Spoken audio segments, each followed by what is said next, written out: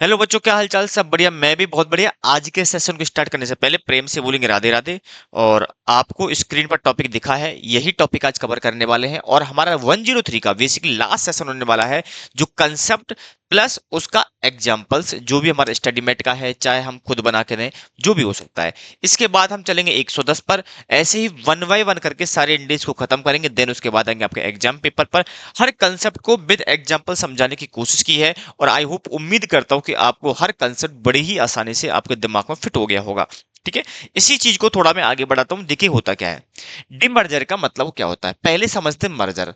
Merger का मतलब है एक एंटिटी दूसरी एंटिटी के अंदर ज्वाइंट में हो गई। जैसे हम एग्जांपल की बात करते हैं, तो एग्जांपल के लिए वोडाफोन और आइडिया दोनों क्या हो गई थी, मर्ज हो गई थी। इसी को बोलते हैं मर्जर, दोनों एंटिटी मिल गई, जिसको अमालगमेशन भी कह सकते हो।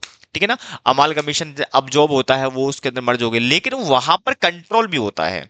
मेरी बात समझो। जैसे हमने छोटा सा हम वोडाफोन की बात करते हैं, तो ये है वोडाफोन। वोडाफोन था, ठीक है, एक आइडिया था, दोनों मिल गए और बीआई बना डाला। इन दोनों एंटिटी का इस पर कंट्रोल था, इसी को बोलते कॉमन कंट्रोल। यानी कि मर्जर अंडर कॉमन कंट्रोल। मेरी बात क्लियर है यहाँ तक कहानी? यदि मैं इसको क्या करूं, ये एंटिटी या ये एंटिटी इसके अंदर आकर के मर्ज हो जाती है और ये खत्म हो जाती है, तो इसको ऑब्जॉर्ब बोलते हैं हम लोग। बोलो ना, ऑब्जॉर्ब बोलते हैं। क्लियर है? तो ये जो केस होता है, यहां पर वोडाफोन ही रहती तो प्रॉपर मर्जर हो जाता, ऑब्जॉर्ब हो जाती तरीके की। लेकिन इस केस के अंदर हम बात कर रहे हैं, तो ये आपका मर्जर तो है, लेकिन अंडर कॉमन कंट्रोल है। सिमिलर पैटर्न पर जब हम बात करते हैं डिमर्जर की, तो डिमर्जर का मतलब है आपके एंटिटी का एक हिस्सा, आपकी एंटिटी का एक हिस्सा टूट करके चला गया। यानी एक हिस्सा, जैसे दो हाथ है हमारे, एक हाथ कट के चला गया, यानी एक हिस्सा हमने बेच दिया, उसी को बोलते डीमर्जर। लेकिन कॉमन कंट्रोल कब होगा, इस बात के बारे में समझना होगा। मैं छोटा सा पहले बात कर लेता हूं डीमर्जर की। सर डीमर्जर क्या होता है?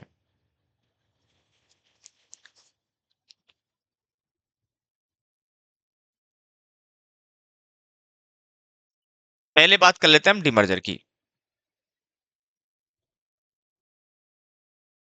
डीमर्जर नोट नहीं करना है अभी कुछ भी।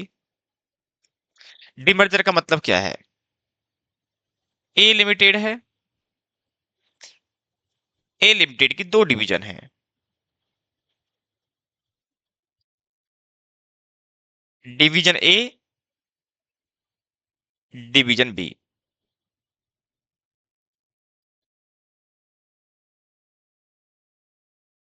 क्या हुआ? ए लिमिटेड ने ए लिमिटेड ने ए लिमिटेड ने क्या किया?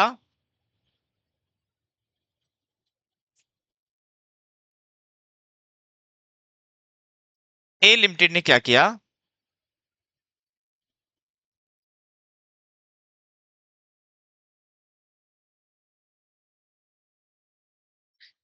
डिवीजन बी सेल टू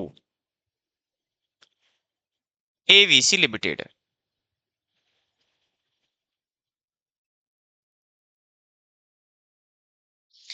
ये जो क्या है, ये इसने सेल आउट कर दिया।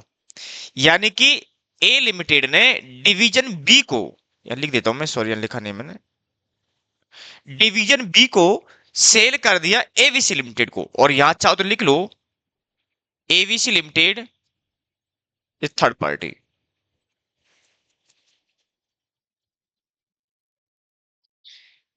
ये विद इन द ग्रुप नहीं है, मतलब मेरे ही ग्रुप की एंटिटी नहीं है, ये थर्ड पर्सन है, मतलब बाहर का आदमी है।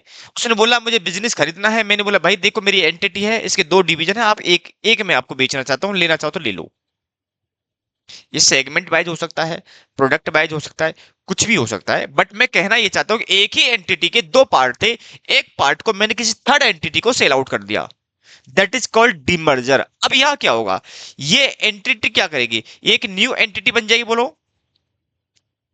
ये न्यू एंटिटी बन जाएगी, और साथ के साथ एक हिस्सा इसका हट जाएगा। जब हम इसकी बैलेंस शीट बनाएंगे, तो इस बैलेंस शीट इस वाले एलिमेंट को हटा देंगे, इसकी बैलेंस शीट बन जाएगी। और जब इसकी बात कर रहे होंगे, तो ये एंटिटी अपनी जो सामान इसके पास आया है, उसके अंदर होगा, प्लस जो इसकी एबीसी लिमिटेड पहले से एग्जिस्ट करती है तो उसका भी उसमें ऐड हो जाएगा ये। बोलो हाँ या ना। मेरी बात क्लियर है। एबीसी लिमिटेड पहले से एग्जिस्ट करता है, उसने किसी दूसरे बिजनेस की एक यूनिट खरीद ली तो उसको सारे सारे वो क्या कर देगा, ऐड ऑन कर लेगा। मेरी बात क्लियर है। तो यहां पर जो केस है, यहां पर आपका 103 लग जाएगा। बोलो, क्योंकि उसने बिजनेस खरीदा है। ठीक है, तो वही चीजें यहां पर हम समझने वाले हैं। बट ये जो केस है, ये केस है आपका डीमर्जर का। मेरी कंपनी का एक हिस्सा बेच दिया किसी दूसरी थर्ड पार्टी को, उसको बोलते डीमर्जर। मैंने कि अलग कर दिया मैंने एक भाग को। मेरी बात क्लियर है। अब आते हैं हम डीमर्जर अंडर कॉमन कंट्रोल पर। डीमर्जर अंडर कॉमन कंट्रोल में क्या होता है, हमने क्या किया, हमने क्या किया, अपना एक हिस्सा बेच दिया। हमने क्या किया मेरे बच्चे, हमने अपना एक हिस्सा बेच दिया। किसको बेच दिया बताओ, बेच दिया हमने खुद को। सर कैसे बात कर रहे हो, ये देखो, ये देखो, यानी कि division B sell to AVC limited, और ABC limited is group of entity that is on by self, या इसको हटा दो, आप ऐसा कर लो,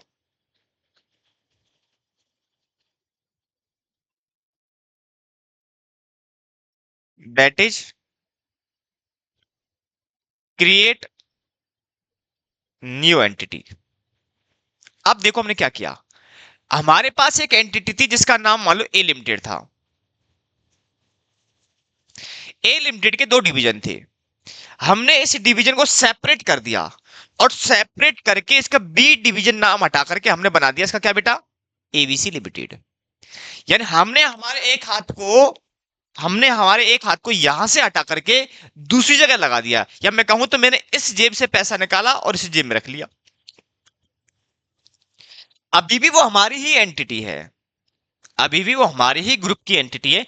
यानी कि जब demerger with in the group होता है तो वो केस यहां पर क्रिएट होगा, अदरवाइज नॉर्मल केस चला जाएगा। मेरी बात क्लियर है। तो यानी विद इन द ग्रुप जब बात कर रहे हैं तो उसको बोलते डीमर्जर। क्या बोलते बेटा हम बताओ, डीमर्जर अंडर कॉमन कंट्रोल। अब देखो, इस एंटिटी पर इस एंटिटी का भी कंट्रोल है, और इस एंटिटी का भी अभी भी कंट्रोल है, क्योंकि अभी भी इसका एक पार्ट है। बोलो ना, क्योंकि इसने पूरा नहीं बेचा है। यानी क्योंकि एंटिटी एक्चुअली ये थी, तो कुछ पार्ट मान लो 50% शेयर इसके पास थे, 50% शेयर इसके पास थे, मान लेते हैं अपने पास आकर के। तो अभी भी ये ए लिमिटेड तो जिंदा है ना, तो ए लिमिटेड का एवीसी लिमिटेड का दोनों का कंट्रोल है, तो इसको बोलते हैं अंडर कॉमन कंट्रोल। मेरी बात क्लियर है। तो यानी कि इस केस के अंदर ये हो गया आपका क्या, कॉमन कंट्रोल। अब इसी चीज को आप लिखना स्टार्ट करोगे।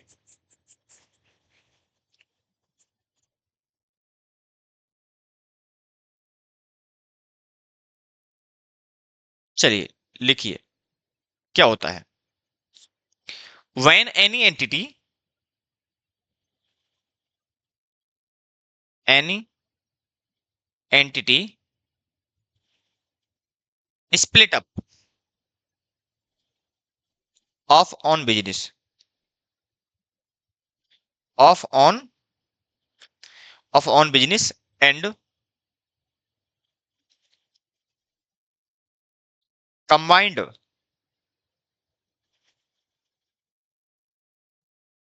within group entity, and control on that, control on that entity, entity entity in same proportionate या proportion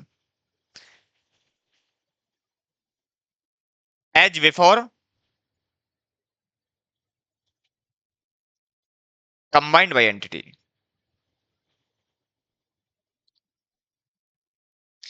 जो प्रपोर्शन पहले था वही प्रपोर्शन रहने वाला है, उसमें कोई चेंज नहीं आएगा, उसमें कोई चेंज नहीं आएगा जो बिफोर में था। मेरी बात क्लियर है? अब इसके एग्जाम्पल से समझो मैं क्या कहने की कोशिश कर रहा हूं।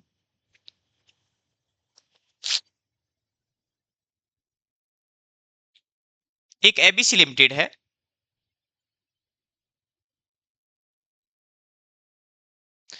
एबीसी लिमिटेड के दो, मैं यहां थोड़ा सा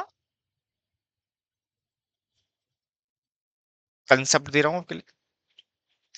इसके दो डिवीजन हैं, division A, division B.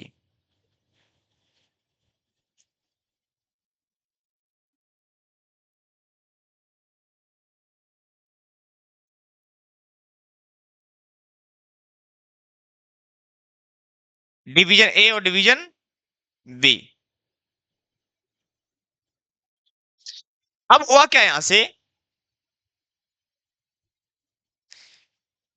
Division B,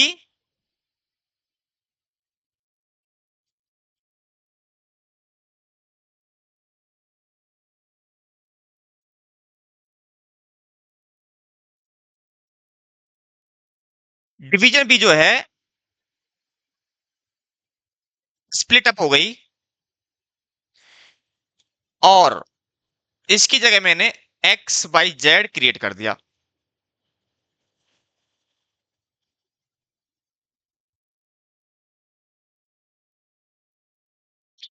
इस केस के अंदर हम इस एंटिटी को बोलते क्या,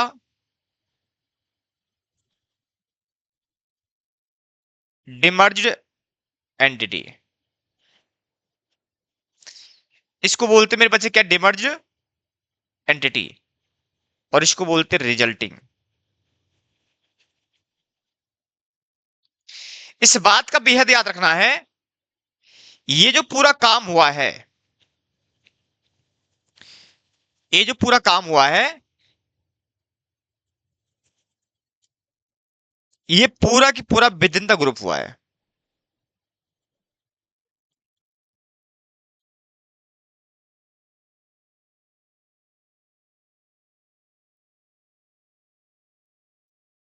मेरी बात क्लियर है?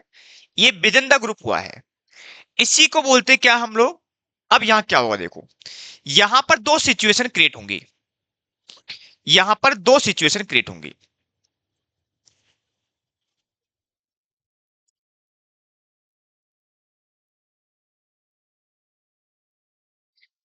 जो आपका कंसिडरेशन है,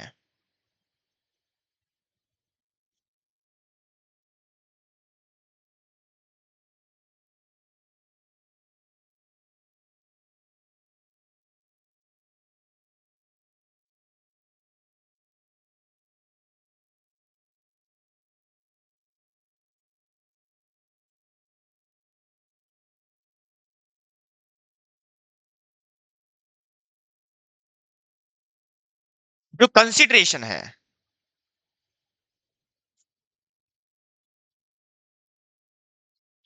पेड जो हुआ है,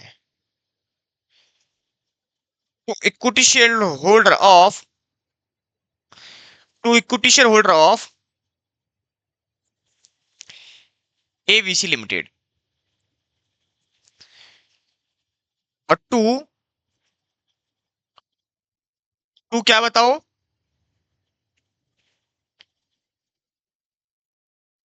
एबीसी लिमिटेड।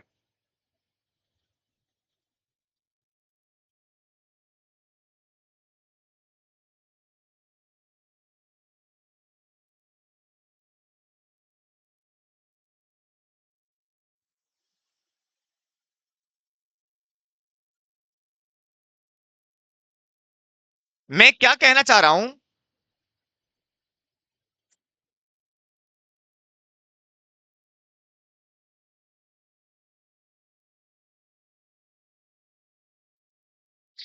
यहां पर जो कंसिडरेशन पे हुआ है, वो पे हुआ direct to entity, direct to entity. और यहां पे हुआ है direct to share holder.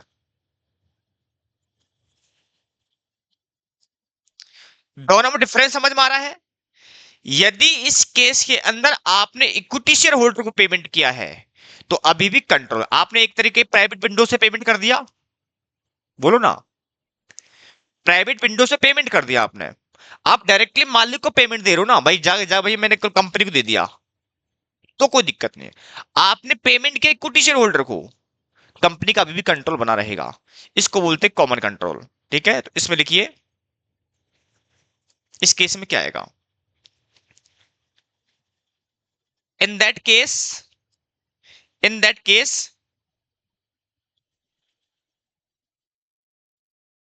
Such combination, such combination are called demerger under common control.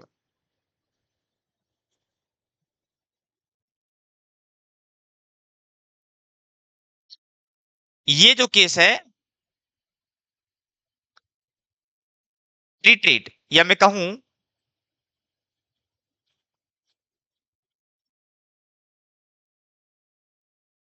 Payment treated as investment. भैया कुछ नहीं है, ये आपका कॉमन कंट्रोल का केस है।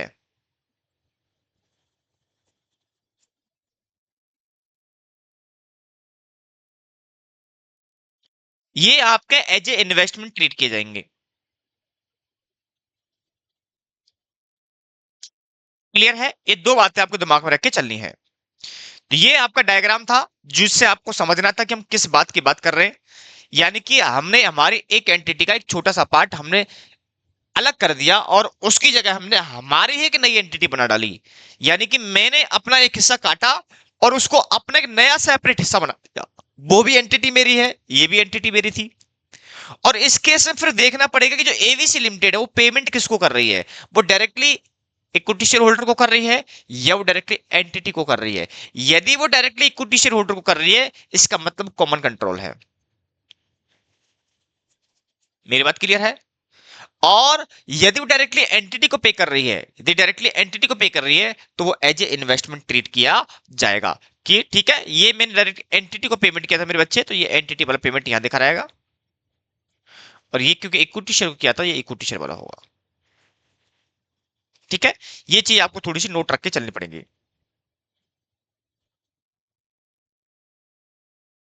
चलिए, यहां तक होने के बाद जब यदि ये आपका ये वाला है, तो अप्रोच क्या लगेगी, आपकी अप्रोच क्या लगेगी,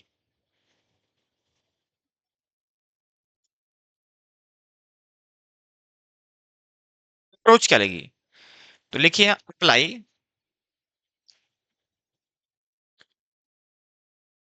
polling interest method on AVC limited. क्या कर रहा हूं मैं, और यहां पर क्या लगे बताओ, investment shown in the books of, in the books of AVC limited at nominal value. दो पॉइंट क्लियर हो गए यहाँ पर। और यहाँ पर लगेगा इंटरेस्ट पुलिंग मेथड। ठीक है, और चाहो तो आप ऐसा भी लिख लो साथ में,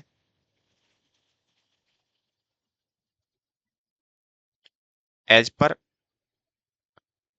appendix C of Ind AS 103। भैया ये अपेंडिक्स का पार्ट है। ठीक है, आप अपनी नॉलेज के हिसाब से इसको डाल सकते हो नॉर्मली। ठीक है, यहाँ तो पता ही है 27 के हिसाब से होगा, बट ये नॉमिनल पर होगा, वो आपको थोड़ा सा देख के चलना है। अब बात आती है सर इंटरेस्ट पूलिंग मेथड की कहानी क्या है। अभी आप वो भी समझा दो लगे हाथ, क्योंकि यहां पर आपको दिक्कतें होनी स्टार्ट हो सकती हैं। चलिए, अब देखो इंटरेस्ट पूलिंग मेथड का क्या है यहाँ रूल। वैसे आसान है, ऐसा कुछ है नहीं खासकर, फिर भी आपको रखना है। लिख लो यहाँ क्या है बेटा, ये है आपका पॉइंट नंबर 2 था, हाँ, पॉइंट नंबर 2 ही डाल लो। पॉइंट नंबर 3,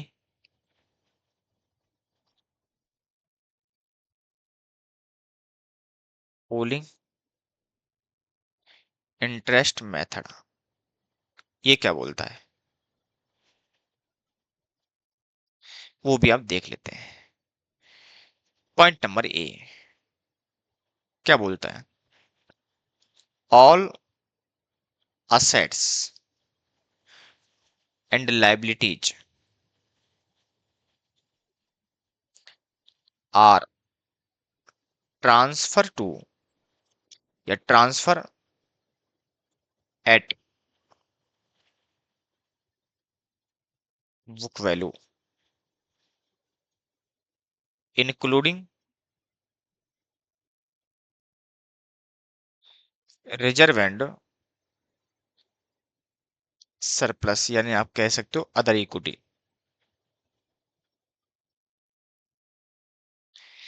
ये पहली थीम है कि भैया आपको असेट्स और लायबिलिटी ट्रांसफर करनी है, पहला है बुक वैल्यू पर। दूसरा है इसमें reserve and surplus and other equity भी इंक्लूड होगा। ठीक है, तो अब चाहो तो इसको आप अंडरलाइन में डाल सकते हो।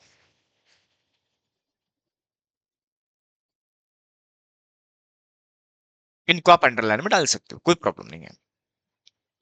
ठीक है, क्योंकि वहां पर भी नॉर्मल जब हम 103 की बात कर रहे होते तो हम एट ट्रांसफर करता था, सामने वाला बुक वैल्यू पे करता था, कोई दिक्कत नहीं थी। वहां पर हम कंबाइंड हो रहा था या अलग हो रहा है, तो थोड़ा सा वो देखना पड़ेगा आपको ना, यहाँ अलग है और सेपरेशन का काम है।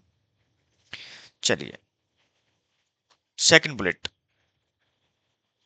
Difference, difference between consideration and equity share capital then transfer as a transfer as a goodwill और कैपिटल रिजर्व। क्लियर है कहानी हद तक? आपको थोड़ा और अच्छा सा एलोबरेट कर दूं मैं आपके यहाँ पर। कंसिडरेशन और नेट असेट्स, उसका मतलब वही है। इसका जो डिफरेंस आएगा आपको देखना पड़ेगा, आपको देखना पड़ेगा ज्यादा है या कम है। कंसिडरेशन ज्यादा पे किया है तो ट्रीट होगा एज गुडविल, नहीं तो होगा कैपिटल रिजर्व। यही बात हमने बेसिकली वहां भी पढ़ी थी, लेकिन यहाँ थोड़ा सा उसका नरेशन बदल दिया उन्होंने। ठीक है ना, या आप चाहो तो एज इसको आप इसमें ले सकते हो।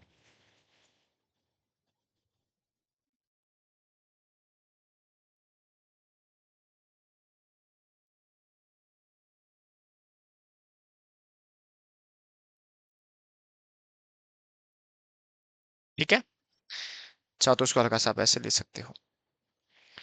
चलिए, point number 3,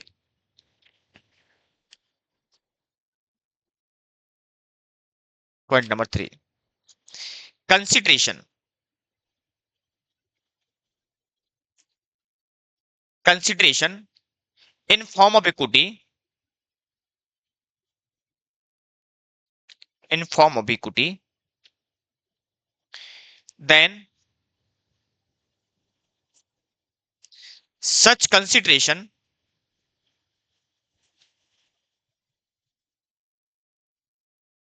so at at nominal value. Clear है, आप उसको फेस वैल्यू पर ही दिखाओगे। नेक्स्ट बुलेटिन, आगे क्या है? If any provision, if any provision, if any provision made in against of in against of any assets then assets transfer at gross value,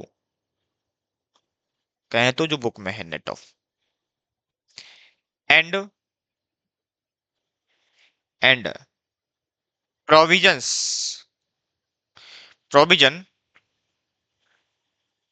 transfer as separately. इसका मतलब मैं समझाऊंगा अभी आपको, एक एग्जांपल से देखो, इस चीज को एक एग्जांपल से देखो।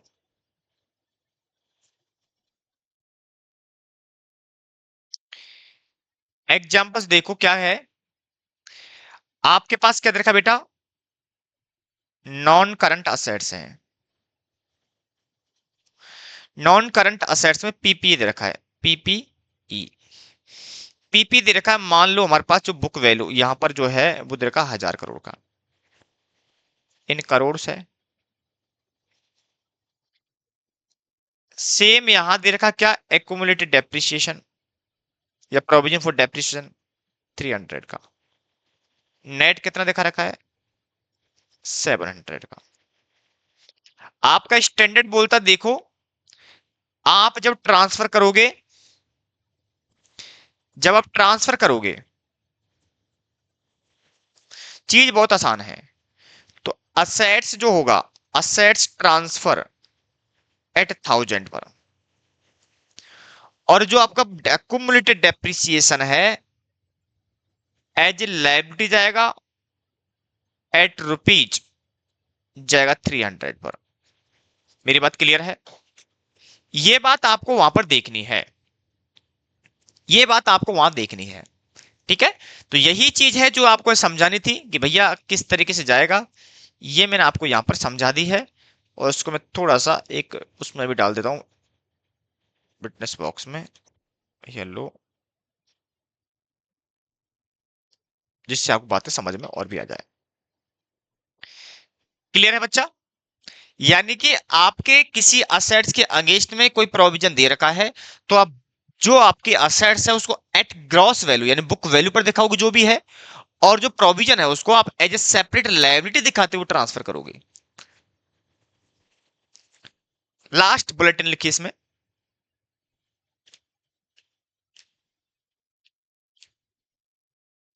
लिखिए the identify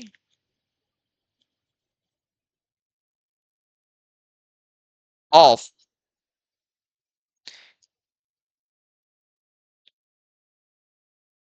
the reserve shall be shall be preserved and appear and appear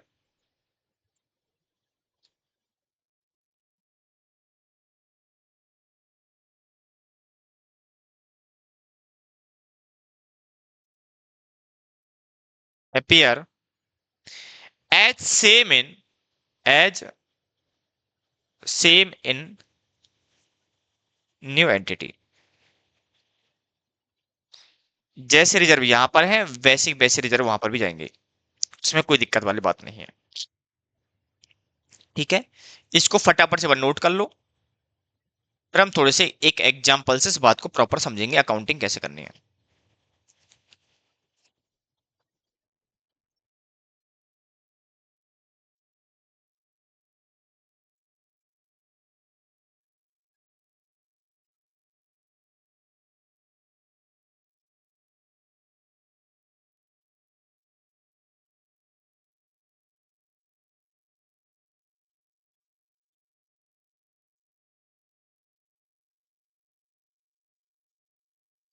ठीक है, चलिए, क्वेश्चन नंबर 8।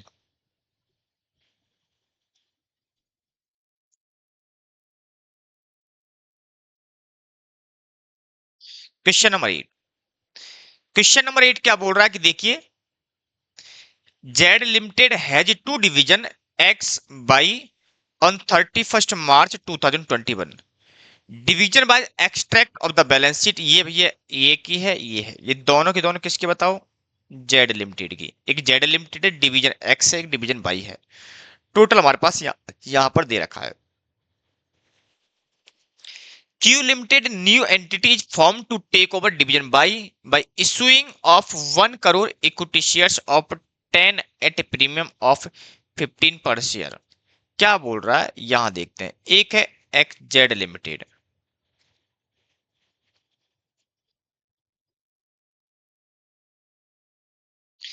जेड लिमिटेड की दो डिवीजन है, डिवीजन एक्स, डिवीजन बाई।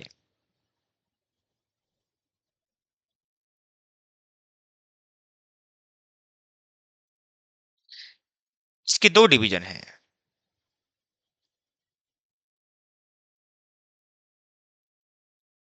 ठीक है। क्या कह रहा है कि हमने इस डिवीजन को स्प्लिट कर दिया।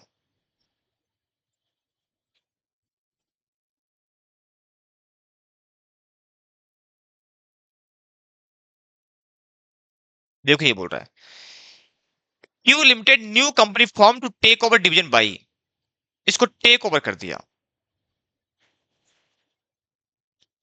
Of division Y Q limited, और यह हमने बना दिया क्यू लिमिटेड।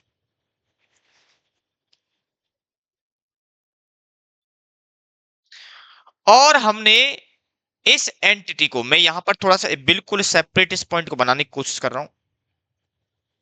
यहां पर आपने कंसिडरेशन पे किया है। किसको पे किया बाद में बात करें। कंसिडरेशन आपने 1 CR equity share at the rate 15 each पर किया है आपने। किसको पे किया तभी डिसाइड होगा कि कॉमन कंट्रोल है या नॉर्मल है। क्लियर है। यदि यही इक्विटी शेयर को पे होता है तो तब कॉमन कंट्रोल बनेगा, और यदि एंटिटी को होता है तो एज ए इन्वेस्टमेंट माना जाएगा। मेरी बात क्लियर है। चलिए इसी चीज को थोड़ा सा हम देखते हैं। इस बात का बेहद याद रखना, ये विद इन द ग्रुप है, ठीक है ना। लिख लो चाहो तो, विद इन द ग्रुप। ये विद इन द ग्रुप कहानी है। चलिए ये हमारे पास पूरी पूरी क्वेश्चन की कहानी है जिसको हमें समझना है। अब देखो आगे लिख रहा है कि 10 share holder of Z limited, oh my God, इन्होंने बोला कि पेमेंट है वो दो हुआ है भैया। बताओ क्या। पहला,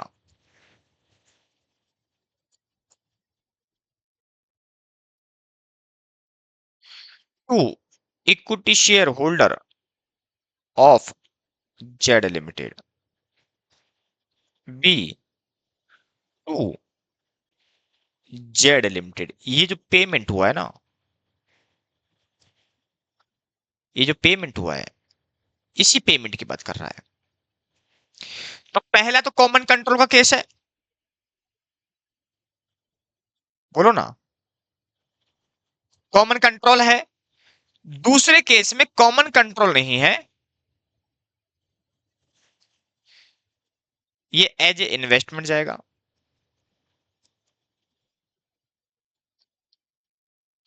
तो पहले हम पहले केस को डील करेंगे। डालेंगे A, if payment of consideration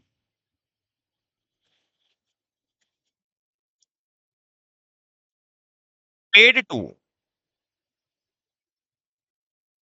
equity share holder of equity share holder of Z limited. तो इस केस में किस तरीके का काम होगा वो हमें समझना है।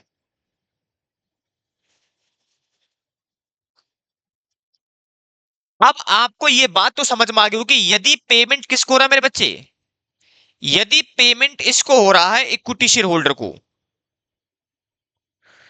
एक बात तो क्लियर है, इस पर क्या लगेगा बताओ, कॉमन कंट्रोल। और जब एक कॉमन कंट्रोल का केस है तो इस पर आपको इंटरेस्ट पूलिंग मेथड की अप्रोच भी लगानी पड़ेगी। अब इंटरेस्ट पूलिंग इंटरेस्ट मेथड आपका क्या बोलता है, मैंने बता रखा है कि जितनी भी आपकी असेट्स और लायबिलिटी हैं वो सारी की सारी की बुक वैल्यू पर ट्रांसफर होंगी, इंक्लूडिंग रिजर्व एंड सरप्लस। आपके रिजर्व एंड सरप्लस भी एज ए लायबिलिटी ट्रांसफर होंगे। मेरी बात क्लियर है? दूसरी बात, दूसरा बोला डिफरेंस जो भी क्रिएट होगा, ज्यादा है कम है, कंसीडरेशन और equity share capital. Sir equity share capital मतलब क्या हुआ, क्योंकि रिजर्व एंड सरप्लस तो आपने ट्रांसफर कर ही दिया लायबिलिटी, इक्विटी शेयर रह गया ना। तो इक्विटी शेयर और जो आपका कंसीडरेशन पे कर रहे हो, बिटवीन द डिफरेंस यदि आपका है तो या तो गुडविल में जाएगा या फिर वो आपका कैपिटल रिजर्व का पार्ट बनेगा। मेरी बात क्लियर है यहां तक कहानी? ठीक है। थर्ड पॉइंट बोला, क्या बोला गया कि आपने जो कंसीडरेशन पे किया है तो याद रखना उसको बुक्स ऑफ अकाउंट में शो करोगे एट नॉमिनल वैल्यू पर। इस बात का भी बेहद याद रखना है आपको। किस पर रखा हो बेटा? एट नॉमिनल वैल्यू पर। और यदि किसी असेट्स के अगेंस्ट में प्रोविजन क्रिएट हो रखा है तो आप असेट्स को एट ग्रॉस वैल्यू पर और साथ के साथ लायबिलिटी को सॉरी प्रोविजन को एज ए सेपरेट लायबिलिटी मानते हुए ट्रांसफर करोगे। इस बात की भी हमने बोल दी थी। यदि कोई स्पेसिफाइड रिजर्व एंड सरप्लस है उसके अंदर तो उसको नई एंटिटी के अंदर एज ए बुक वैल्यू पर जाएगा। और वैसे कहने वाली बात थी नहीं वैसे ना, ये आपको लास्ट वाला पॉइंट आपको कहने की जरूरत थी नहीं। कौन सा वाला बेटा? ये वाला पॉइंट आपको कहने की जरूरत है नहीं है, क्योंकि आपने पहली ही लाइन के अंदर ये बोल दिया कि भैया आप जो रिजर्व एंड सरप्लस है उसको ट्रांसफर करोगे एज इट इज। तो इसका मतलब नई एंटिटी में भी एज इट इज जाने वाला है। तो ये बात यहीं से क्लियर थी, बट फिर भी इसको हमने सेपरेट पॉइंट के रूप में डाला है। आइए फटाफट से अब हम बात करते हैं। तो बताओ मुझे क्या करोगे, आप क्या करोगे इन द बुक्स ऑफ, मैं अकाउंटिंग ट्रीटमेंट डाल रहा हूं, अकाउंटिंग ट्रीटमेंट डाल रहा हूं, accounting in the books of, books of Z limited, Z limited. मेरे बच्चे मेरी बात को ध्यान सुनना। अब देखो, आपका ऊपर एग्जांपल देखो, जेड लिमिटेड ये रहा, इसकी असेट्स लायबिलिटी जा रही हैं। असेट्स जाएंगी तो क्रेडिट करूंगा, लायबिलिटी जाएंगी तो डेबिट करूंगा। क्लियर है? तो ये बुक वैल्यू पर जाएंगी, इस बात की भी हमने बता दिया था। तो आता हूं फटाफट से आ जाओ, मैं इधर भी आऊंगा बैलेंस शीट की तरफ। ये रही मेरी बैलेंस शीट, ये रही मेरी बैलेंस शीट। ये असेट्स है, ये प्रोविजन है, तो ये इस पर ही ट्रांसफर होगा। बोलो हाँ या ना? इसी पर ट्रांसफर होगा। ये आपके असेट्स है, आ जाओ फटाफट से। तो जो क्या करोगे, तो पहले लायबिलिटी साइड ले लो, ये ले लो पूरा। सॉरी, ओ माय गॉड मेरे बच्चे, हम क्या कर रहे हैं, हम क्या कर रहे हैं, हमारा डिवीजन ये वाला हुआ स्प्लिट अप, तो हम इसकी बात करेंगे ना। तो ये मेरा लायबिलिटी वाला पार्ट है। इक्विटी मुझे लेना नहीं है, इसमें तो इक्विटी है ही नहीं है। ओ माय गॉड, ये तो ना इंसाफी होगी। चलो कोई दिक्कत नहीं, ये रिजर्व है, रिजर्व का डेबिट बैलेंस है। ओ माय गॉड, ये बोरोइंग है, ये लायबिलिटी है, तो बोरोइंग जाएगी बताओ। तो यहां पर एंट्री डालोगे मेरे बच्चे, बोरोइंग अकाउंट डेबिट, कितने से बताओ? 360 से। इसके अलावा current liability, current liability account debit कितने का बताओ? 390 का। टू डालोगे, टू डालोगे क्या? Other equity, other equity to डालोगे, पीपी, तो क्या डालोगे बेटा बताओ? पीपी, पीपी कितनी बताओ? 600 पे डालोगे। एक चीज हो रहा है मेरे बच्चे यहाँ पर, प्रोविजन फॉर पीपी, ये भी डेबिट जाएगा क्योंकि ये इसको एज ए सेपरेट लायबिलिटी मानना 400 का, 400 का। टू, टू भैया क्या है? करंट असेट्स,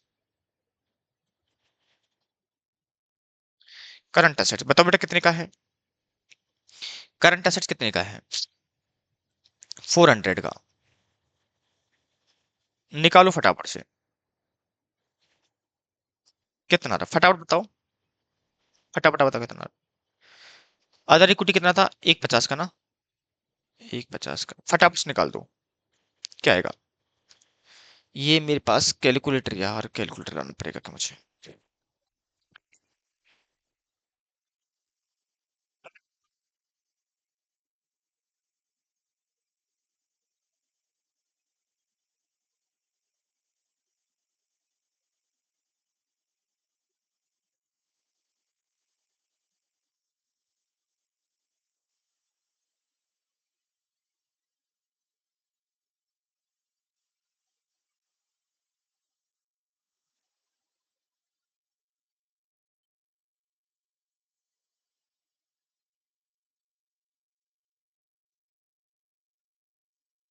देखो 400 प्लस 360 प्लस 390, ये बैठ रहा है हमारा टोटल कितना, 1150 का ना। 150 plus 600 plus 400, oh my God, ये भी बैठ रहा है 1150। ठीक है, कोई दिक्कत नहीं है, लिख लो। Being assets liability transfer to Q limited, ये आपका पहला नरेशन यहाँ था, जो आपका यहाँ हो गया खत्म। ठीक है, कोई दिक्कत है यहाँ तक, नहीं होनी चाहिए। चलिए भैया, अब आप बताओ क्या करोगे। ये तो हो गई आपकी किसकी, बैलेंस शीट भी बनानी है आपको, अकाउंटिंग ट्रीटमेंट हो गया, तो साथ के साथ आप यहां बना लो बैलेंस शीट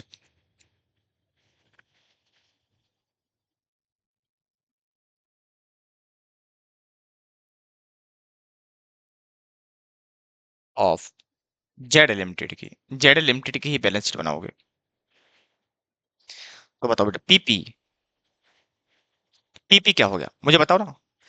अब देखो ये तो पूरा खत्म ही हो गया होगा, ओनली फॉर यही बचा है, ये एजिटिव नोट कर दो, एजिटिव उतार दो।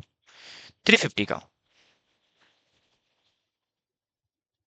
350 का प्रोविजन फॉर डेप्रिसिएशन, कितने का, 300 का। करंट असेट्स, करंट एसेट बताओ कितने की है, 300 की। हम्म, कुछ आया नहीं है, ये टोटल चला जाएगा कितने का, 350 का। इक्विटी आ जाओ, इक्विटी आ जाओ, इक्विटी बताओ कितने का है, 50 का। अदर इक्विटी, अदर इक्विटी अगर 250 का, 250 का। बोरिंग है नहीं है, करंट लायबिलिटी कितना बताओ, 50 का। कितना हो गया, 350 का। मेरी बात क्लियर है, किसी को दिक्कत पूछ लो आराम से ना, कोई प्रॉब्लम वाली बात नहीं है।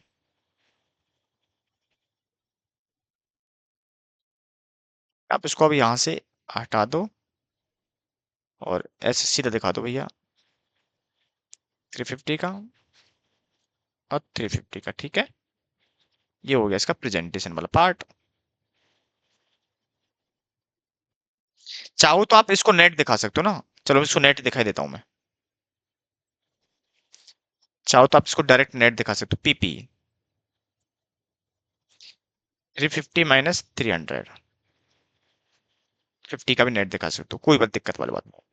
यहां तक किसी को दिक्कत हो पूछ लो आराम से।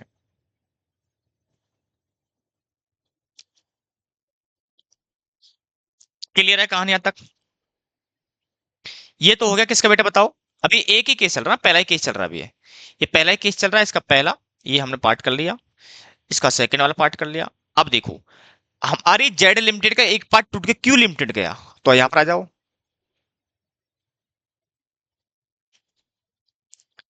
Counting treatment in the books of Q limited. भैया यहाँ की तो बात करेंगे कि यहाँ की बात ही नहीं करोगे। ये चला गया आपका थर्ड पॉइंट। ठीक है, अब सामने वाली एंटिटी एक्वायर कर रही है, तो बताओ एंट्री क्या होगी। वहां पर भी सिंपल सिंपल सा होगा कि भैया उसको असेट्स लायबिलिटी मिल रही है।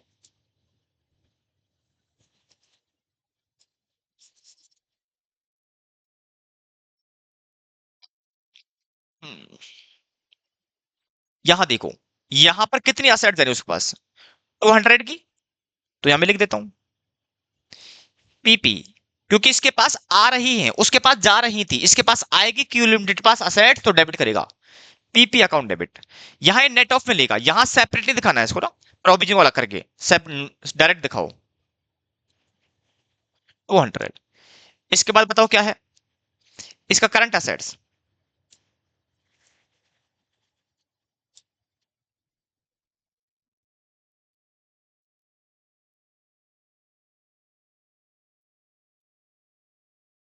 करंट असेट्स कितने का बताओ? 400 का। इसके साथ साथ इसका इक्विटी का बैलेंस डेबिट था, अदर इक्विटी डेबिट 150 का, इसको भी छोड़ना है। To, non current liability. Non current liability भाई साहब इसके पास कितनी था बताओ? 360 के लिए ये थी, तो यानी कि 360 प्लस 390, 360 प्लस 390 कर लो यार, या अलग अलग ले लो ना, 360 का नॉन करंट में और टू करंट लायबिलिटी का 390 में, और टू कंसिडरेशन भी आता है, क्योंकि एक्वायरर तो यही है ना। कंसिडरेशन कितना पे किया आपने बेटा? आपने पे किया है भैया, देखो आपने 1 करोड़, आपने 1 करोड़ इक्विटी शेयर दिए हैं, 1 करोड़ इक्विटी शेयर दिए हैं और आपने 15 पे दिए हैं, तो 1 करोड़ है मल्टीप्लाई 15, तो ये हो गया 15 करोड़। जिसका हिस्सा देखो, जिसका पार्ट देखो, आपने पे कितना किया मेरे बच्चे? 15 करोड़ का, जिसका 10 करोड़, 10 करोड़ है फेस वैल्यू, और अब 5 करोड़ है आपका अदर इक्विटी, लेकिन बुक्स में दिखाओगे ओनली फॉर ये वाला, यही वाला दिखाओगे ना, तो 10 करोड़ का डिफरेंस निकाल लो, जो भी डिफरेंस है डिफरेंस निकाल लो, देख लो डिफरेंस कितना आ रहा है। ये आ रहा है 360 प्लस 390,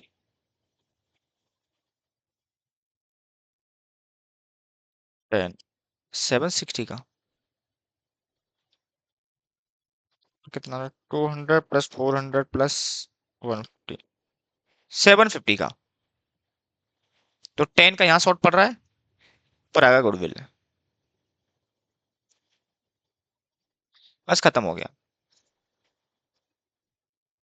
खत्म हो गया। बोलो है ना? कंसिडरेशन पे करोगे यहाँ पर आकर के, 20 डाल दो वापस से, consideration account debit to equity share capital, कितने का? 10 लाख का। याद रखना 15 मत दिखा देना, यहां आपने कंसिडरेशन 15 दिखा दिया तो यहां पर भी आपका 15 चला जाएगा, तो मिसमैच हो जाएगा, ठीक है ना, एट नॉमिनल वैल्यू पे दिखाना है। बैलेंस शीट बनाओगे इसकी, बना डालो, क्या दिक्कत है भैया?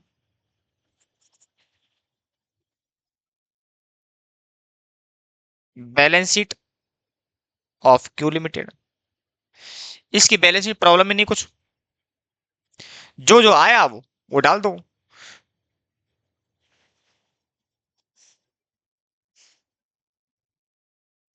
जो जो आया डाल दो भैया।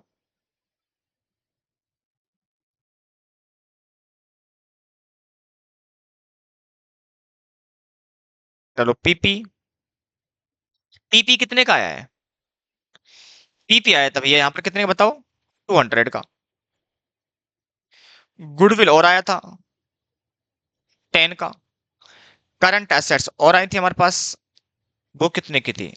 400 की। यही था भैया, कितना हो गया? 610, कितना हो गया बेटा? 610, 200, 400, 600, यही है क्या? रिजर्व का डेबिट बैलेंस भी तो था। हाँ, रिजर्व का डेबिट बैलेंस और था बेटा। चलो उसको मैं वहीं वहीं पे नेट ऑफ दिखा दूंगा ना, वहाँ नेट ऑफ दिखा दूंगा, कोई दिक्कत नहीं है। इक्विटी शेयर कैपिटल 10 की आई थी।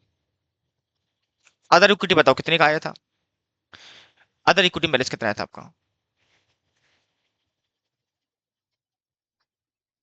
वही छोड़ते हैं उसको, नेट ऑफ निकाल, नेट ऑफ पे निकालेंगे, नेट ऑफ पे निकालेंगे। और अपने पास और क्या था बताओ? Current liability, non current liability, non current liability, current liability 360 का था और 390 का था। अदर इक्विटी कुछ था क्या इसका? डेबिट बैलेंस में था, तो 150 का यहाँ दिखा दो, तो 360 प्लस 390 प्लस 10 माइनस 150, 610, ये टोटल है। ठीक है, ये आप टोटल में दिखा देना। ये बैलेंस शीट दोनों में सेम बनेगी, ये दोनों में सेम बनेगी। आप चाहो तो पेमेंट किसी को भी करो, क्यू लिमिटेड की बैलेंस शीट ये रहेगी, इसमें कोई भी चेंज नहीं है। सेकंड केस में हम क्यू लिमिटेड की बैलेंस शीट नहीं बनाएंगे, क्योंकि एज इट इज यही रहने वाली है, इसमें कोई चेंज नहीं आएगा।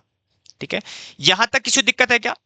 ये मेरा काम हो गया ओनली फॉर जेड लिमिटेड के फ्रंट बेसिक। भैया पहला केस हो गया कि बताओ मैं यदि ये पेमेंट करूं तो क्या होगा ट्रीटमेंट। मैंने इसको यहां से डील कर लिया है। आई होप, उम्मीद करता हूं कि आपको इस बात समझ में आ गई होगी।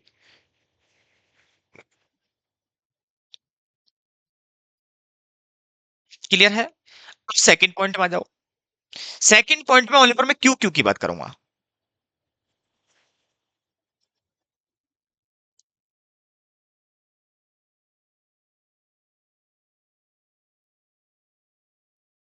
इफ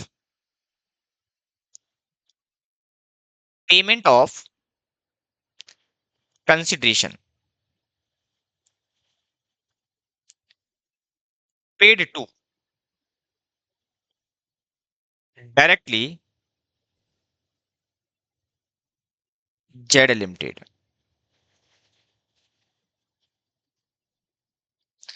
डायरेक्टली जेड लिमिटेड को पेमेंट कर दिया, तो इस केस में ट्रीटमेंट क्या होगा ये बात भी हमें देखनी पड़ेगी।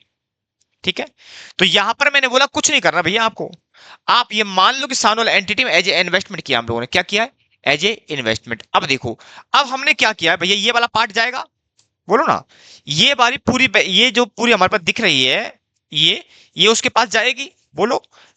कोई दिक्कत वाली बात नहीं है, जैसा है वैसे चला जाएगा, इसमें कोई प्रॉब्लम वाली बात तो है नहीं है।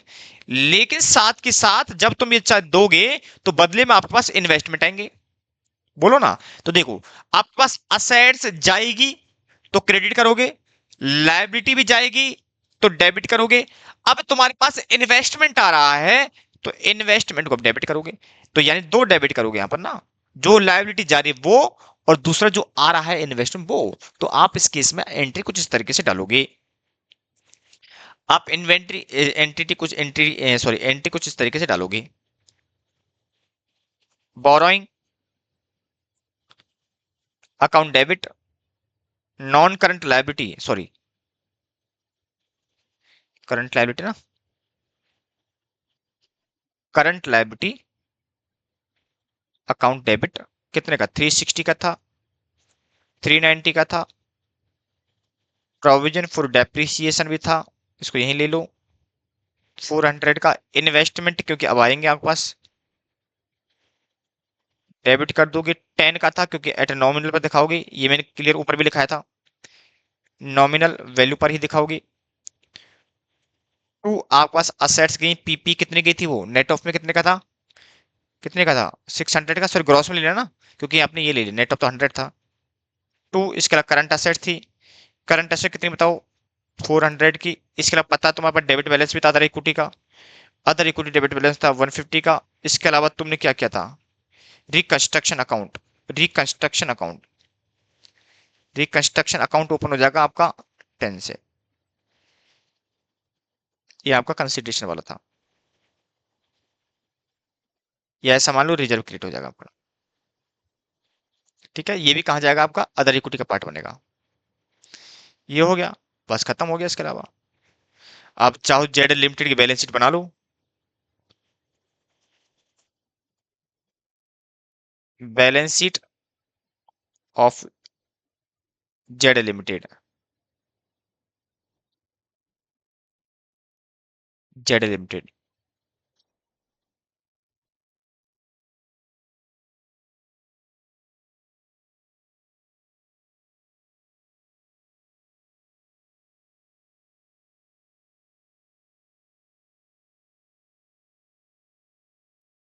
जेड लिमिटेड बैलेंस शीट बना लो। पीपी नेट ऑफ जाएगी 50 का। टू, फाइनेंशियल असेट्स, जो इन्वेस्टमेंट थे,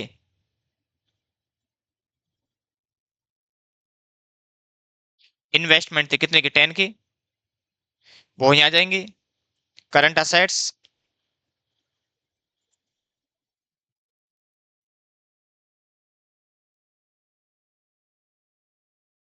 करंट असेट्स कितने के थे, 300 के। तो 360 का इक्विटी शेयर कैपिटल कोई चेंज नहीं है, यही आएगी इससे। अदर इक्विटी बताओ, अदर इक्विटी में बताया था 250 का वो है, प्लस 10 का वो है, तो कितना हो गया 260 का। और नॉन करंट लायबिलिटी कितना आएगा,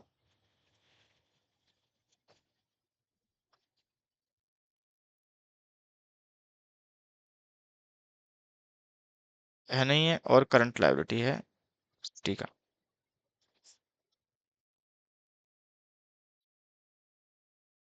360 का।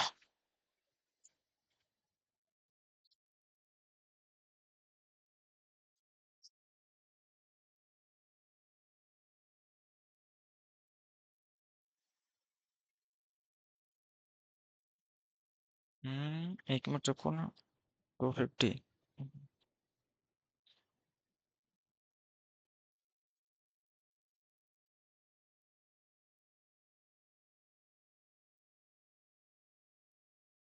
हाँ सही है, ऐसा कुछ है नहीं है, ये तो है नहीं इसके पास, है ना।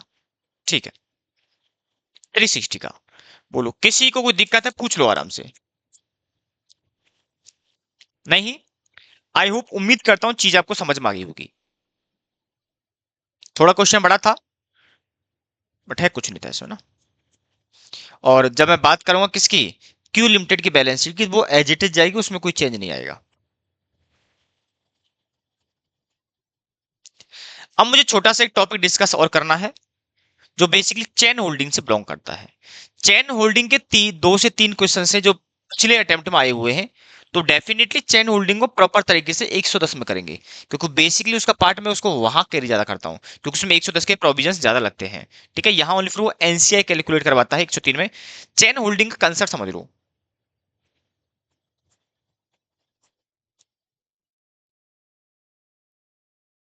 चेन होल्डिंग का कंसेप्ट समझ लो होता क्या है। चेन होल्डिंग बेसिकली क्या होता है कि ये सब्सिडी की चेन होती है, जैसे एबीसी लिमिटेड है, इसने इन्वेस्ट कर दिया बीसीडी लिमिटेड में, इसने फिर फर्दर इन्वेस्ट कर रखा है एक्स बाई जेड लिमिटेड में।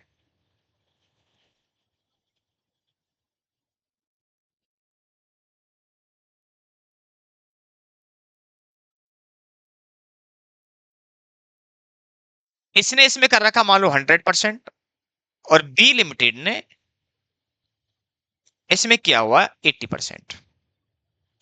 तो मैं कहूं तो बी लिमिटेड ने कंट्रोल ऑब्टेन कर रखा है एक्स वाई जेड लिमिटेड पर, और बी लिमिटेड पर कंट्रोल कर रखा, बीसीडी लिमिटेड पर कंट्रोल कर रखा है एबीसी लिमिटेड ने। तो मुझे एक बात बताओ, जब बी लिमिटेड पर ए लिमिटेड का कंट्रोल है, तो मुझे बताओ क्या एक्स वाई जेड लिमिटेड पर फर्दर एबीसी लिमिटेड का कंट्रोल होगा नहीं होगा, होगा। इसी को चेन होल्डिंग बोलते हैं। यानी कि आपने सब्सिडी का सब्सिडी, आपने सब्सिडी इन्वेस्ट किया, इन्वेस्ट सब्सिडी किसी और में कर रखा है, तो देखना पड़ेगा। यहां 100% कोई दिक्कत नहीं है, आप यहां पर देख के चलोगे, तो यहां पर बताओ कितना है, इस पर 100, तो इसका 80% भी आएगा इसमें। यदि ये 90% होता, मैं थोड़ा सिनेरियो चेंज कर रहा हूं, ये 80% होता और ये 60% होता, या ये 90% होता, तो यहां पर देखो कंट्रोल कितना है, 80। तो बताओ एनसीआई कितना रहेगा, 20। इस केस में ये किसका, एबीसी लिमिटेड की सिचुएशन है। यहां पर भी एबीसी लिमिटेड देखो, क्योंकि 90%, 80%, तो 90% में 80% तो कंट्रोल इसी का होगा। बोलो, यानी कि 90% में 80% कंट्रोल, 72 तो इसका है। तो मुझे बताओ एनसीए कितना होगा इसके हिसाब से, सर 100 माइनस 72, 28%। उसी चीज को यहां पर बोला गया कि जब कंसोलिडेट बनाएंगे, तो एबीसी लिमिटेड यहां पर बी लिमिटेड को भी लाएगा, plus X Y Z limited को भी आएगा, तो जाके एबीसी लिमिटेड का कंसोलिडेशन बनेगा। यही है चेन होल्डिंग। क्लियर है। थोड़ा सा प्रोसीजर, हल्का सा मूवमेंट घूमेगा, और जो सबसे बड़ा जो यहां पर प्रॉब्लम आएगी, वो एक ही जगह आएगी, एनसीआई में। कहेंगे बीच बच्चा बताओ, ऐसे, बाकी कहीं पर भी नहीं आएगी। एक केस ऐसा हो सकता है, ठीक है, मैं मान लो ऐसा कह दूं कि भैया एबीसी लिमिटेड है, एबीसी लिमिटेड ने एक ए लिमिटेड है जिसमें 90% लगा रखा है, एक बी लिमिटेड है जहां पर 70% खरीद रखा है, एक सी लिमिटेड है यहां पर 80% खरीद रखा है। तो क्या this situation is also called chain holding? Answer बोलता नहीं, यानी कि यहां पर डायरेक्ट सब्सिडरियां हैं इसकी है, क्या है बेटा, डायरेक्ट सब्सिडरीज है ये, लेकिन सब्सिडरी के थ्रू बोलता नहीं, यहां पर क्यू लिमिटेड के अंदर इसने 80% ले रखा है, तो सब्सिडरी के थ्रू सब्सिडरी है, इसको बोलते चेन होल्डिंग। ये होगी चेन होल्डिंग, ये आपकी चेन होल्डिंग नहीं हो सकती है। क्लियर है? तो चेन होल्डिंग का आई होप उम्मीद करता हूं कि आपको कंसेप्ट क्लियर होगा कि किस तरीके से काम कर रहा होता है। और आज की क्लास को यहीं करते हैं हम खत्म, और मिलते हैं आपको नेक्स्ट सेशन यानी कि इंडेक्स 110 के साथ। ठीक है, फिर जैसे जैसे इंडेक्स खत्म होते जाएंगे फिर अपन अपने क्वेश्चन पेपर पर आएंगे, फिर हम उनको डील करेंगे। ठीक है, अभी कंसेप्ट करो। आई होप उम्मीद करता हूं आप लोग कंसेप्ट समझ लिए, और आप डायरेक्ट स्टेटमेंट निकालो, कहीं से क्वेश्चन निकालो, ऑटोमेटिक डील हो जाएगा। इस बात की गारंटी दे रहा हूं मैं आपके लिए। कहीं दिक्कत आती हो डेफिनेटली आप मुझे व्हाट्सएप पर मैसेज छोड़ सकते हैं, इसमें कोई प्रॉब्लम वाली बात नहीं है। ठीक है बच्चों, मिलते हैं आपको नेक्स्ट सेशन के अंदर।